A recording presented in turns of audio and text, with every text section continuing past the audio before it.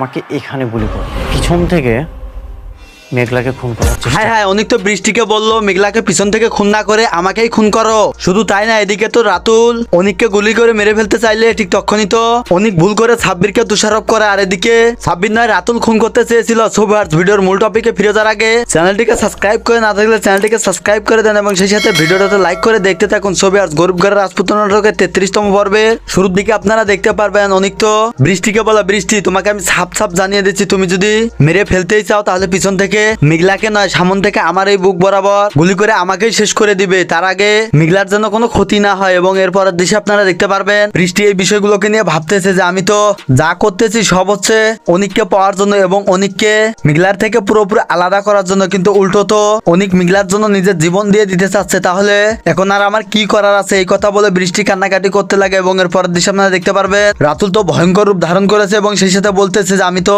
অনিক তোকে একটু ঝলক দেখালাম, খুব শীঘ্রই তোকে একদম শেষ করে দিব। এবং এর পরের দৃশ্যে আপনারা দেখতে পারবেন মেঘলা তো অনিককে বলতেছে অনিক আপনি আপনার নিজেকে খেয়াল রাখুন, কারণ আজকে যা হয়েছে তাতে আমি কোনোভাবে বিশ্বাস পাচ্ছি না। কিন্তু আমি এটা বুঝলাম না, ওদের শত্রুতা তো আমার সাথে, তাহলে আমাকেই তারা গুলি না করে তারা আপনাকে কেন গুলি করতে চেয়েছিল? ঠিক তখনই তো অনিকও বলবে হ্যাঁ তাই তো, এটা তো আমিও ভেবে পাচ্ছি না। তবে তোমাকে একটা কথা বলে রাখি, তারা যেই হোক না কেন তোমাকে এবং আমার কোনো ক্ষতি হওয়ার আগে আমি তো তাদেরকে উচিত শিক্ষা দিয়ে দিব। এবং তখনই অনিক এবং মেঘলার মাঝে একটা ভালো বন্ডিং হয়। ছবি আর তাহলে তো বুঝতেই পারছেন যে গরিব ঘরের রাজপুত্র নাটকের 33 নম্বর পর্বটি কতটা মজার হতে চলেছে। এবং গরিব ঘরের রাজপুত্র নাটকের 33 নম্বর পর্বটি খুব দ্রুত গতিতে যদি দেখতে চান তাহলে কিন্তু এই ভিডিওতে লাইক থাকতে থাকবে 2000 লাইক। যত দ্রুত আপনারা কমপ্লিট করে দিতে পারবেন তত দ্রুত কিন্তু গরিব ঘরের রাজপুত্র নাটকের 33 নম্বর পর্বটি আপনারা দেখে নিতে পারবেন। ছবি আর তাই বলবো আপনি কোন জেলা থেকে গরিব ঘরের রাজপুত্র নাটকটি দেখতেছিলেন, আপনার জেলার নাম এবং আপনার নাম কমেন্ট করে জানালে কিন্তু পরবর্তী ভিডিওতে আপনার নাম এবং জেলাগুলো বলে দেওয়া হবে। ছবি আর তাহলে